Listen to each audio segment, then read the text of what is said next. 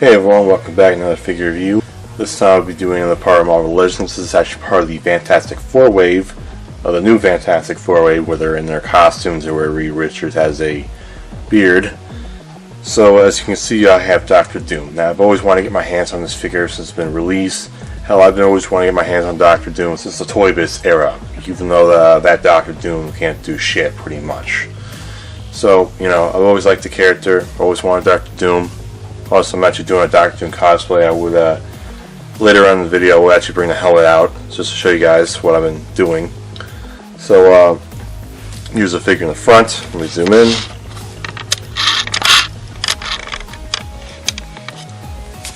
Here's the sides. Because I haven't mentioned already, I'm doing a Dr. Doom cosplay. You know, just on and off because I'm doing other cosplays too. Alright, so as promised, here's the classic Dr. Doom helmet. Now, I'd like to apologize for three things. One, I made this helmet a few years back, so it looks very crude. You know, if you can see this already, it looks very crude, but not too bad. Again, I made this a few years ago. But if it makes you feel any better, I am making another one where I'll be able to take the helmet off and on it with no problem. You can put this helmet on, but it'll be, well, be a big pain in the ass taking it on and off. The other thing I'd like to apologize for number two, you know, the lighting doesn't do the helmet justice. And three, I should have used a different color for this helmet. Probably wasn't exactly a good idea to use silver spray paint. Maybe I should have went with a more grayish gunmetal look instead. So, with that being said, you know, let's get back to the video. So here's Dr. Doom out, trying something a little bit different here. So as you can see, it does come with the pieces of the Super Scroll.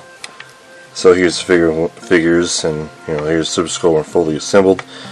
Now as you can see, I got Dr. Doom, I got Reed Richards, Susan Storm, Johnny Storm, and the Thing, Ben Grimm, and I already got She-Hulk. I know it's going to be a controversial or something like that because she's known as Hulk, but you know, I'm still calling her She-Hulk. So like I said before, here's the Fantastic Four in their newer costumes. I'm not really sure if that's still current or not because I haven't exactly been following Marvel because, you know, the whole SJW bullshit has been going on there. So with that being said, we'll take this figure out of the box. Alright, so here we are with this figure being out. I'm not going to lie, this figure is actually pretty cool, pretty badass. I've always wanted to get my hands on a Dr. Doom figure for years now. Last time Hasbro ever did a Dr. Doom figure, I believe it was around like 2012 or 13. And I think there was a green version and also the white version too. I forgot what year was the Future Foundation series came out. I forgot what year that came out. Anyway, it was based on that comic book run for Dr. Doom being a good guy and practically a member of the Fantastic Four. Anyway, like I said, this figure is actually pretty cool. Let's just zoom in. And you know, let's take a look at that belt and like how cool that sculpting is. I don't know if you're able to see this, but like, you know, look at the detail on that belt buckle, and look at the detailing of the belt. Yeah, look at the sculpting of the tunic. If you look closely, you can see the string, you know, that is sculpted on the tunic, which is pretty cool. Also, if you look real closely, you can see the helmet. The helmet sculpt is actually pretty nice. See, but there's nothing I can do about the lighting here. Kind of limited what I got. Let's look at the armor for Dr. Doom. Let me look at that. I mean, I don't know what you call it. The nuts, the bolts, you know, for here. I mean, this is pretty cool. I mean, the sculpting's pretty good. But like I said earlier, you know, the string, you know, that's on the tunic is sculpted on.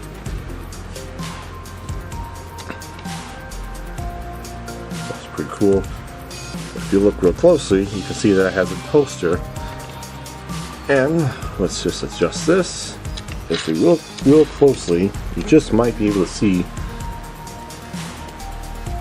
the Doom symbol on it, well, the D on it. So let's pan down, and let's look at the legs. As you can see, they actually add straps to his armor. So it's really nice they actually sculpted that on. And look at the boots too.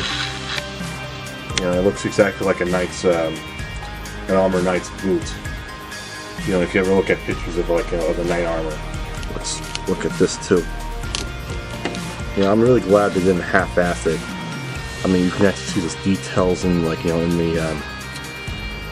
the disc, the details in the chain. And if you take the cape off, you can actually see that it actually has some kind of, like, you know, thrusters in the back, you know, or a jetpack. I mean, he's been known to have a jetpack in the comics. And look at this. This is actually pretty nice because he does have rocket boots. Since I already took care of the sculpting, let's get on with the articulation. Okay, so the head can swivel. The head can go up and down. The only problem is it would go all the way, but you know, the hood and the cape, so you know, it's going to be kind of tricky. So let's get with the arms. Now the arms can do this. You can raise it up. You can do this too. Let's zoom in. The biceps can swivel. The elbows are both double hinged, so we can do this.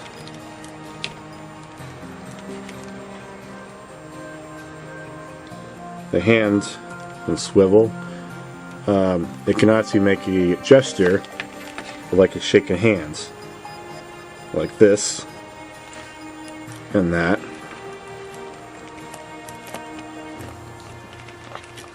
The torso can swivel, just makes a crunching sound or a cracking sound. Not broken, maybe it's just mine. You know, anyway, it can also crunch too. Very limited sculpting of the classic tunic. This is going to be a little bit difficult to do, you know, because of this tunic. It would be nice if it was made out of cloth. I mean, if it was made out of cloth, this wouldn't be an issue. So, let's raise up the skirt. Let's just pretend I didn't say that. Sorry about the lighting.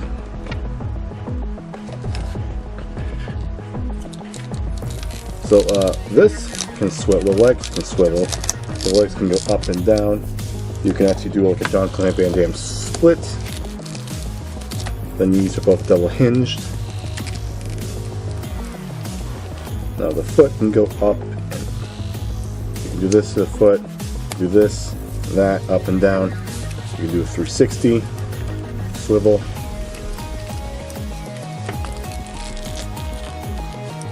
So, I'm pretty much done, you know, talking about the articulation of this figure. Now the articulation is very limited due to the, due to the sculpting and, you know, the tunic and a little bit of the cape. So let's get on with the accessories. Okay, so here's the accessories with Dr. Doom. It does come with a changeable head, and this is actually the classic Dr. Doom helmet, the original one. As you can see, it does come with two hands. Well, looks like it's typing or jazz hands. Here's it comes with a Luger because it's very common that Dr. Doom often does carry a gun.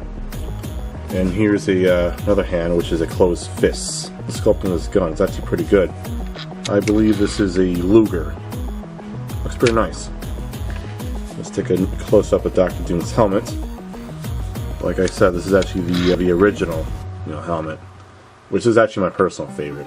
Some, like, over the years for characters, they always like make some slight changes. I've always liked the classic over this one. I mean, this one's good too, but you know, I just like the classic. I don't know. Kind of looks like a metal Grim Reaper as well, which is kind of funny because I don't know if it's true or not, but like apparently Jack Kirby, when he was creating Doom, because he wanted Doom to look like the modernized version of the Grim Reaper. So, you know, I thought that was cool. So, since I'm done talking about the accessories, let's talk about the good and the bad of the figure. Okay, the good and the bad. Let's, you know, do the good first, then we'll get to the bad later. The good. The sculpting of those figures is fantastic. If you're able to see this, like, the detail of the belt buckle is amazing. You know, I'm glad it didn't half-ass it and, like, you know, paint actually sculpted the buckle and add details in the buckle. And if you look at, you know, the you know, the belt itself, like, you know, it's supposed to make it like a leathery look. It's actually pretty cool. It's very detailed, sculpted on. Even when you look at Dr. Doom's his gun holster, you can see the D on it. You know, I'm glad they didn't like half-ass it, like just paint on it. They literally sculpt the D on it and add details around it. And not to mention, the same thing goes for the tunic, where it's not just, you know, a piece of plastic. They actually try to add texture to the plastic. You know, kind of makes it look like, at least make it close to cloth as possible, I guess. And not to mention, like, you know, all the nooks and crannies of the, you know, of the armor. You know, like, they could, like, you know, paint like straps on it, but, you know, they sculpted straps on the armor for the boots, and, like, you know, they add, like, you know, the nuts and the bolts in the armor, and I thought that was pretty cool. And the same thing goes for the helmet too. Like, they literally sculpted everything, like the mouthpiece, the eyes, Dr. Doom's, like, you know, flesh area. Like, they did not half-ass it. And, like, if you really look at the at his cape, like, I don't know what you call it, the buckles, the bucklings for his cape and the chain, like, they didn't paint it. They literally sculpted everything on it, add details to it. It looks fantastic. The chain looks like chain, even though it's plastic. The gun is sculpted on. You know, the texture. I mean, the texture is really amazing. You know, you gotta give him like a 10 out of 10 for that. They even went as far as, like, add jetpack to his back, and not to mention add the things to his boots, which I thought was pretty cool. Let's get on with the bad. The figure would have been, like, you know, would have been great, but, like, the problem with the figure was the cape, the hood, and the lower half of the tunic. Like, if they were, like, replaced that with cloth, it would have been a better figure. But, like, trying to, like, pose this figure was a bit of, like, a nightmare to do, because it was hard to make, you know, dramatic poses, you know, and especially if you're trying to do stop motion with it. And it could be very difficult to do, you know, trying to get this figure to sit down or something like that. If they were, like, try to go with cloth, this probably would have been, like, you know, the best figure ever made so far. And this is just my opinion. And, like, you know, it's just, the articulation would have been fantastic if it wasn't, like, you know, if it wasn't for the plastic cloth, the plastic tunic, the cape, and the hood. I'm pretty much done, you know, talking about the good and bad. So,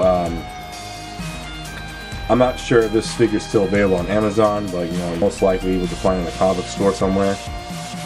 So, if you guys like what you see, you know, if you leave a like, please comment, and maybe subscribe to more videos, because you may never know what you're going to see. So, with that being said, you know, this is the Gothic Knight signing out, and here's to the future, my friends.